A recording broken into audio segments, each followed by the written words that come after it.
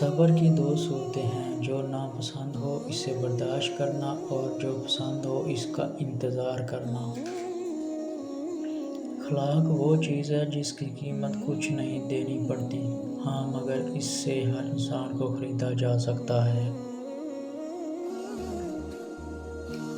جب کسی شخص کی عقل کامل ہو جاتی ہے تو اس کی گفتگو میں کمی آ جاتی ہے۔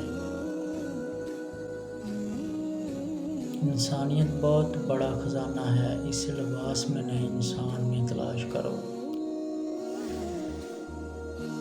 جو ظلم کے ذریعے عزت چاہتا ہے، اللہ اسے انصاف کے ذریعے ذلیل کرتا ہے۔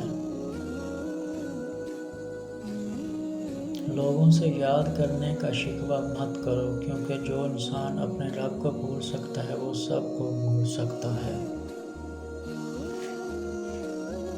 جب آنکھیں نفس کی پسندیدہ چیزیں دیکھنے لگیں تو دل انجام سے اندھا ہو جاتا ہے۔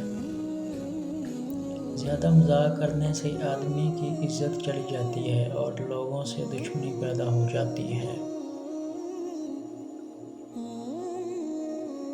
جو آدمی دوسرے لوگوں کے عیب کی تلاش میں رہتا ہے، اللہ تعالیٰ اس کے عیب ظاہر کر دیتا ہے۔ سب سے پہلی عبادت یہ ہے کہ انسان مصیبت میں صبر کر کے اللہ تعالیٰ کی طرف سے مدد کا منتظر ہے۔ جو آدمی صبر اختیار کرتا ہے وہ کامیابی پاتا ہے، جو جلد بازی کرتا ہے وہ ٹھوکر کھاتا ہے۔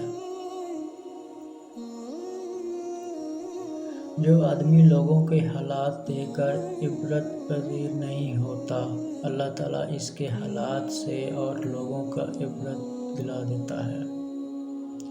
جو آدمی غفلت میں رہتا ہے وہ جہالت میں پڑا رہتا ہے، اور جو جہالت میں پڑا رہتا ہے وہ بیکار رہتا ہے۔ اپنے عیبوں پر نظر رکھیں اور اپنے بھائی کے عیب چھپا تاکہ بے پردہ۔ نصیحت دوسروں کے حال پر غور کرنے سے حاصل ہوتی ہے۔ عقل مند وہ ہے جو اپنی زبان کی غیبت سے بچے، اور مومن وہ جس کا دل شک سے پاک ہو۔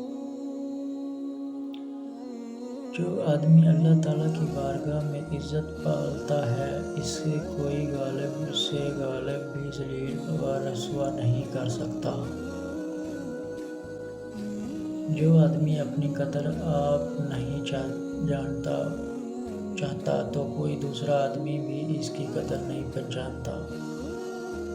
جو آدمی اللہ تعالیٰ کے سامنے اپنی عاجزی ظاہر کرتا ہے تو دنیا داری کی اونچی گردنیں اس کے سامنے ذلیل و رسوا ہو جاتی ہیں۔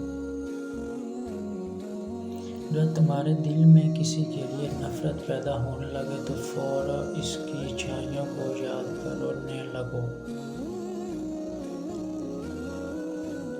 کبھی اپنی زبان سے کسی کی عیب بیان نہ کرو، کیونکہ عیب تم میں بھی ہے اور زبان لوگوں کی بھی ہے۔